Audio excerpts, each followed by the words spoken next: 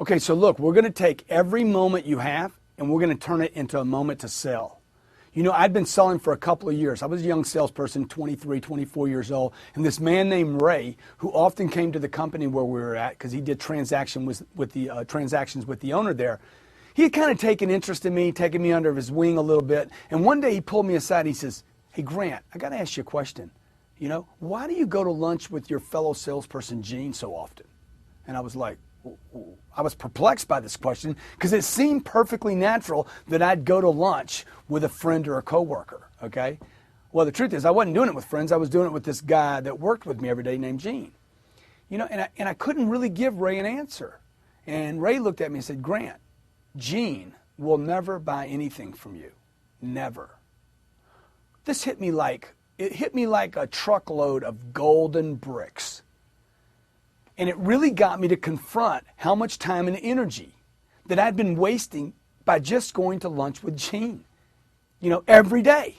I thought about it every day, 5 hours a week. As I thought about it, I realized I'd been wasting literally 1 hour every day, not 5 days a week, 6 days a week, for 52 weeks.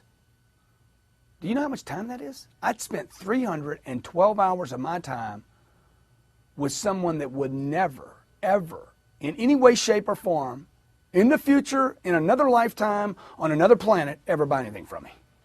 It was impossible. If he was going to buy something, he'd buy it from himself. Would you agree? All right? So I never went to lunch with Gene after that. I'm like, I'm done. Okay? I cannot afford to waste that many hours. I made it a firm policy from that day on that if I wasn't eating with a client or a potential client or somebody that might one day possibly be a client, I'd eat lunch in my office and call clients. Okay? Now, we're going to talk about this lunch call in a later segment. What I'm trying to get you to look at today is how much time are you wasting? Starting today, I want you to take a look. Inventory the waste time. Not just the time you have available now, how much you waste. I want you to record. Just take a little notebook and I want you to record, or a legal pad, every time you find yourself doing something that is not productive. Oh, smoking, I spent 3 minutes on that, okay? Coffee break, 2 minutes, 6 minutes, 9 minutes. Every time, just for one day, I want you to inventory this. Now, this is how you budget money, right? You take the last 30 days. Hey, what do we spend money on? Let's go back and look at our old bills. Time is money. I want you to get a budget, basically a budget, a plan, a time plan. Phone calls to friends and family where I'm just gossiping, jacking, standing around, doing nothing. I want you to log that data. Hey man, I came in this morning and I discussed last night's game for 14 minutes. I spent an hour and a half in a bar. You know, I'm daydreaming for 12 minutes. I'm avoiding work. I'm organizing rather than making a call. Now, organizational is important, but look, it's not as important as phone calls. I want you to write down all the things you're doing that you consider now wasteful. Write it down and become aware of all those things that don't add up to moving you and your team, your dreams, your company down the field.